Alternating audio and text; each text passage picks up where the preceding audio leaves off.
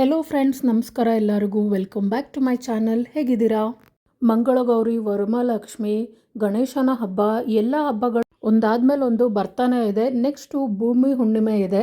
ಈ ಎಲ್ಲ ಹಬ್ಬಗಳಿಗೂ ನೀವು ಸಾಕಷ್ಟು ವೆರೈಟಿ ಅಡುಗೆಗಳನ್ನು ಮಾಡ್ತೀರಾ. ಹೋಳಿಗೆ, ಕರಗಡುಬು ಜೊತೆಗೆ ಪೂರಿ ಅಂತೂ ಕಂಪಲ್ಸರಿ ಮಾಡ್ತೀರಾ ಅಲ್ವಾ? ಪೂರಿಗೆ ಜೊತೆಗೆ ಪಲ್ಯ, ಕೋಸಂಬರಿ ಕೂಡ ಮಾಡಿರ್ತೀವಿ.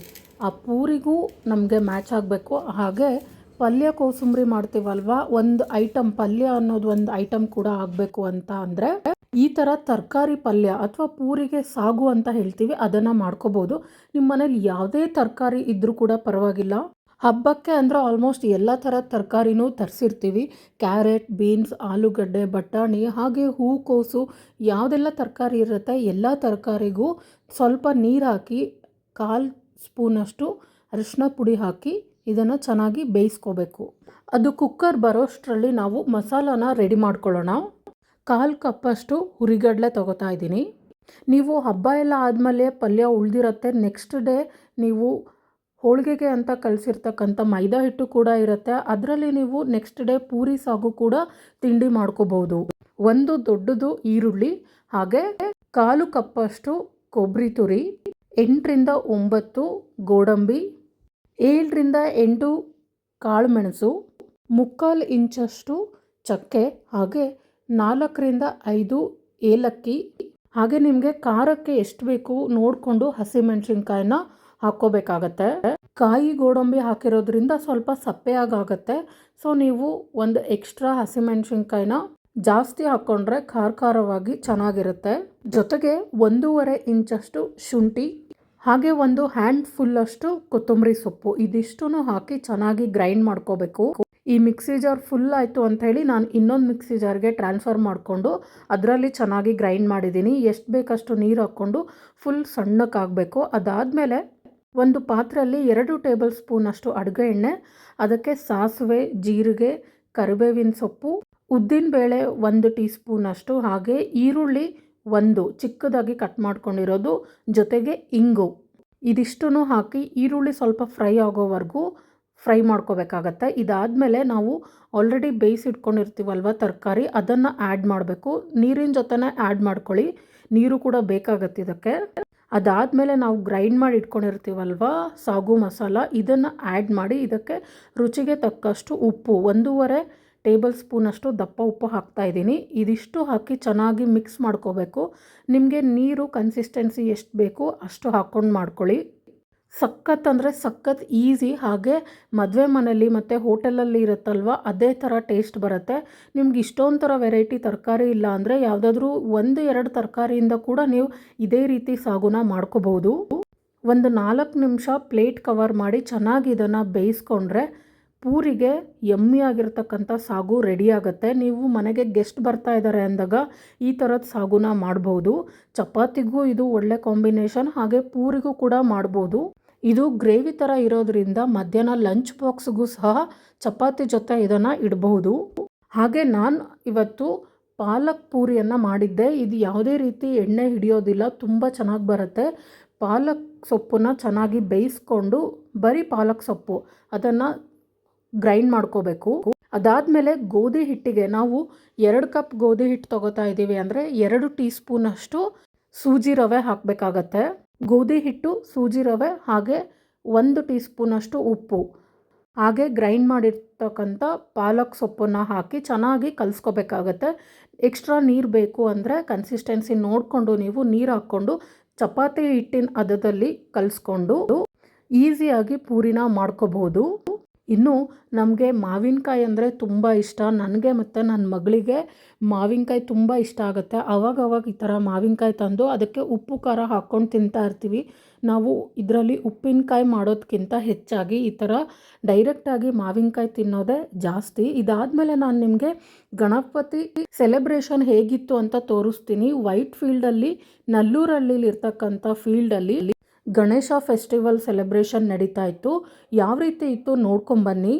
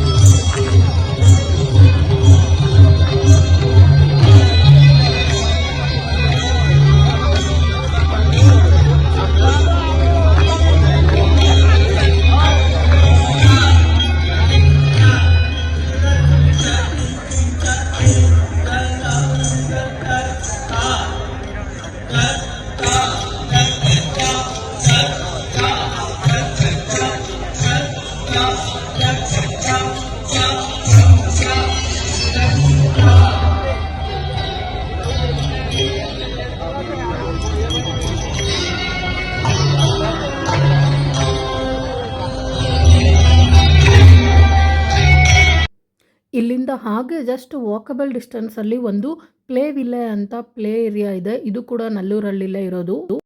ಇದರ ಅಡ್ರೆಸ್ ಲೊಕೇಶನ್ ಎಲ್ಲ ನಾನು ಡಿಸ್ಕ್ರಿಪ್ಷನ್ ಬಾಕ್ಸಲ್ಲಿ ಶೇರ್ ಮಾಡಿರ್ತೀನಿ. 499 ರುಪೀಸ್ಗೆ ನೀವು ಎಷ್ಟೊತ್ತು ಬೇಕಾದರೂ ಆಟ ಆಡ್ಬೋದು. ಅನ್ಲಿಮಿಟೆಡ್ ಇರುತ್ತೆ ಟೈಮ್. ಅಂದರೆ ನೀವು ಒಂದು ಸತಿ ಎಂಟರ್ ಆದ್ರಿ ಅಂದರೆ ನೀವು ಟೈಮ್ ಅಂತ ಇರಲ್ಲ, ಅರ್ಧ ಗಂಟೆ 1 ಅವರ್ಗೆ ಈ ಥರ ಇಲ್ಲ. ಅನ್ಲಿಮಿಟೆಡ್. ನೀವು ಆ ದಿನದಲ್ಲಿ ಮಾತ್ರ ಎಷ್ಟೊತ್ತು ಬೇಕಾದರೂ ಆಟ ಆಡ್ಬೋದು. ಒಂದು ಸಲ ನೀವು ಆಚೆ ಹೋದ್ರಿ ಅಂದರೆ ಮತ್ತೆ ಎಂಟ್ರಿ ಇರೋದಿಲ್ಲ. ಹಾಗೆ ಸಾಕ್ಸ್ ಎಲ್ಲ ಕಂಪಲ್ಸರಿ ಆಗಿರುತ್ತೆ ಪೇರೆಂಟ್ಸ್ಗೆ ಮತ್ತು ಮಕ್ಕಳಿಗೂ ಕೂಡ. ಪೇರೆಂಟ್ಸಲ್ಲಿ ನೀವು ಸುಮ್ಮನೆ ಕುತ್ಕೋತೀರಾ ಅಂದರೂ ಕೂಡ ಸಾಕ್ಸ್ ಹಾಕ್ಕೊಂಡೇ ಕುತ್ಕೋಬೇಕಾಗತ್ತೆ. ನೀವು ತೊಗೊಂಡೋಗಿಲ್ಲ ಅಂದರೆ ಅವ್ರ ಹತ್ರನೇ ತೊಗೋಬೋದು. 50 ರುಪೀಸ್ ಚಾರ್ಜ್ ಮಾಡ್ತಾರೆ. ಇದಲ್ದೇ ಬೇರೆ ಬೇರೆ ಪ್ಯಾಕೇಜಸ್ ಕೂಡ ಇದೆ. ನಾನು ಸ್ಕ್ರೀನಲ್ಲಿ ಶೇರ್ ಮಾಡಿರ್ತೀನಿ, ಚೆಕ್ ಮಾಡಿ. ಹಾಗೆ ನಿಮ್ಗೆ ಏನಾದರೂ ಆಫೀಸ್ ವರ್ಕ್ ಇರುತ್ತೆ ಅಂದರೆ ಅಲ್ಲಿ ವೈಫೈ ಕೂಡ ನಿಮಗೆ ಪಾಸ್ವರ್ಡ್ ಶೇರ್ ಮಾಡ್ತಾರೆ. ನೀವಲ್ಲಿ ವರ್ಕ್ ಕೂಡ ಮಾಡ್ಕೋಬಹುದು. ಹಾಗೆ ಬರ್ತ್ಡೇ ಸೆಲೆಬ್ರೇಷನ್ಗೂ ಕೂಡ ಅದರದ್ದೇ ಆದ ಡಿಫ್ರೆಂಟ್ ಪ್ಯಾಕೇಜಸ್ ಇದೆ. ಎಲ್ಲ ಡೀಟೇಲ್ಸು ನಾನು ಶೇರ್ ಮಾಡಿದ್ದೀನಿ, ಚೆಕ್ ಮಾಡಿ. ಹಾಗೆ ಈವ್ನಿಂಗ್ ಚಾಟ್ಸಿಗೆ ಅಂತ ಹೆಲ್ದಿ ಮತ್ತು ಈಸಿ ಆಗಿರ್ತಕ್ಕಂಥ ಕುಕುಂಬರ್ ಚಾಟ್ ರೆಸಿಪಿ ತೋರಿಸ್ತಾ ಇದ್ದೀನಿ. ಸೌತೆಕಾಯಿನ ಈ ರೀತಿ ಸಿಪ್ಪೆ ಎಲ್ಲ ನಿಮ್ಗೆ ಸಿಪ್ಪೆ ಕೆಲವರು ತೆಗಿತೀರಾ, ಇನ್ನು ಕೆಲವರು ಹಾಗೇ ಯೂಸ್ ಮಾಡ್ತೀರಾ. ಅದು ನಿಮ್ಗೆ ಯಾವ ರೀತಿ ಬೇಕೋ ಆ ರೀತಿ ಮಾಡ್ಕೋಬಹುದು. ಅದಾದಮೇಲೆ ಅದ್ರ ಒಳಗಡೆ ಇರ್ತಕ್ಕಂಥ ಸೌತೆಕಾಯಿನ ತಿರುಳು ಅಂತ ಏನು ಕರಿತೀವಿ ಅದನ್ನೆಲ್ಲ ಈ ಥರ ಸ್ಪೂನಿಂದ ಸಪ್ರೇಟ್ ಮಾಡ್ಕೋಬೇಕಾಗತ್ತೆ.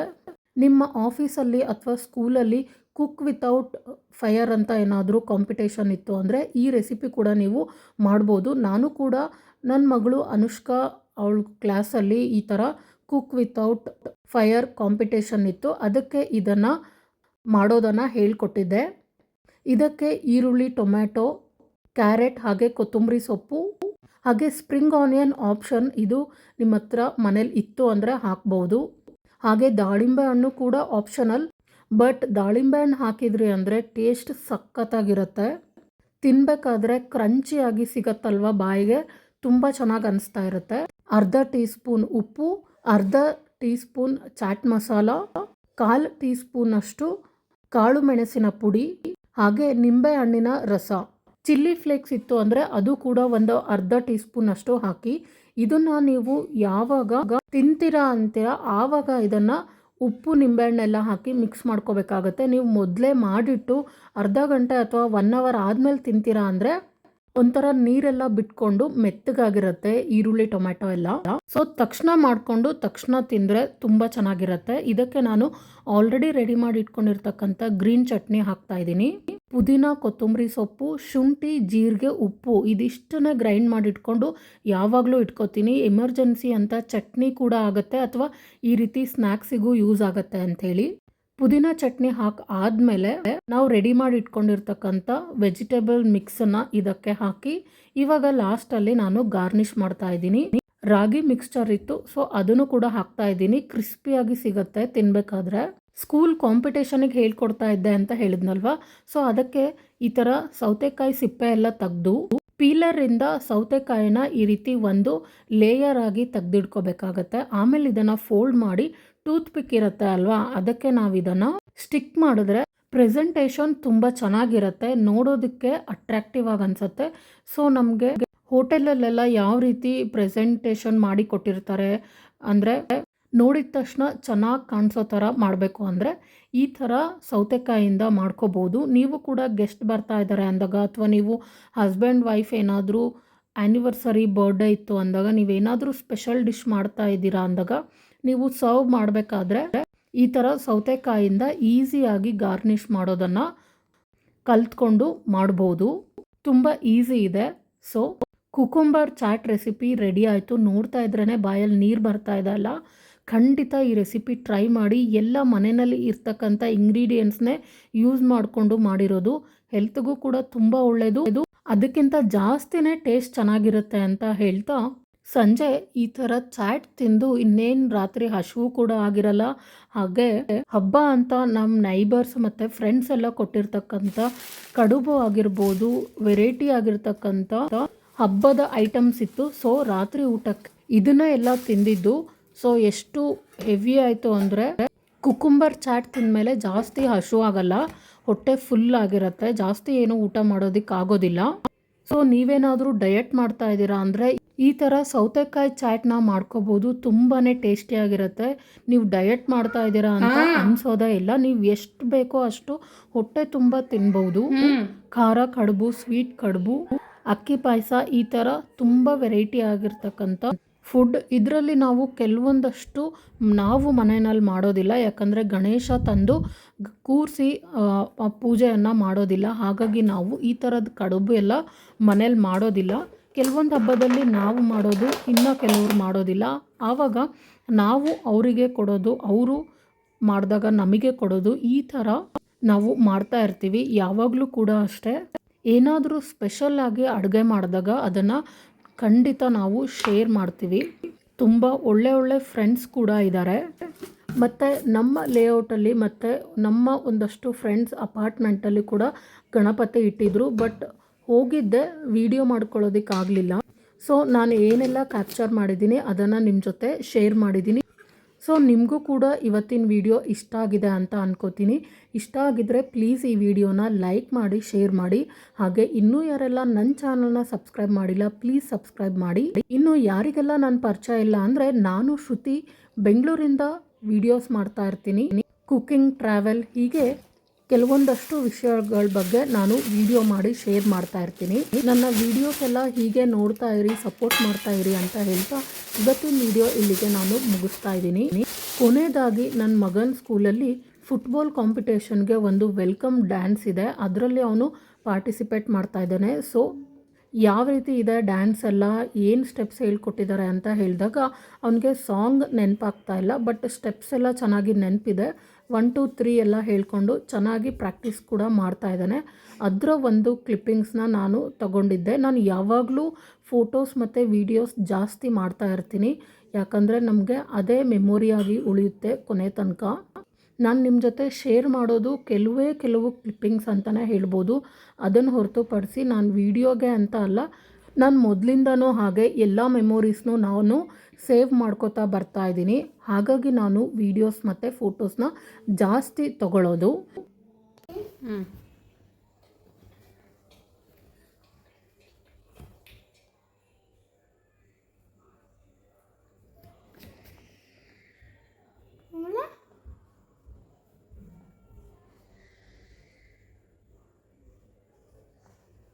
ಹೇಳು, ಕೌಂಟ್ ಹೇಳ್ತಿದ್ಯಲ್ಲ 1 2 3.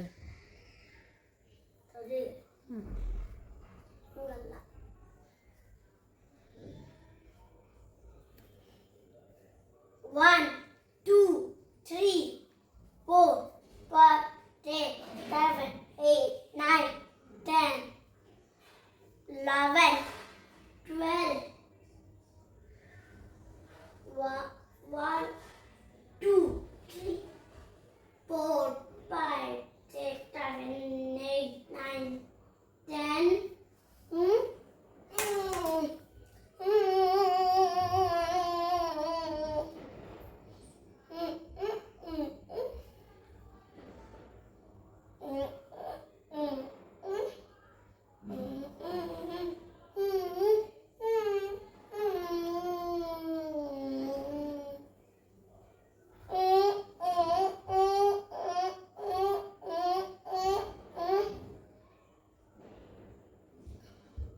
One, two, three, 4, 5, 6, 7, 8, 9, 10, 11, 12, 13.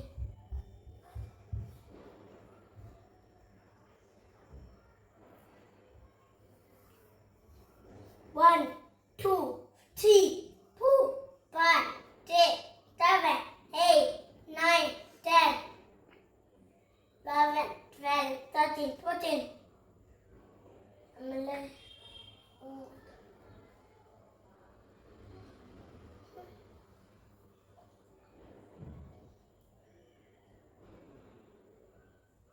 ಆಮೇಲೆ ಹಿಂಗೆ ಇಕ್ಕಬೇಕು. ಆಮೇಲೆ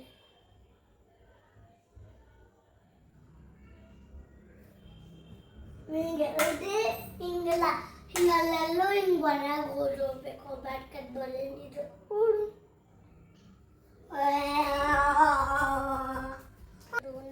ಏನಕ್ಕೆ ಮಾಡಿಸ್ತಾರೆ ಇದನ್ನು? Welcome match. ವೆಲ್ಕಮ್ ನಮ್ದು welcome. Okay, 1 second only. Okay.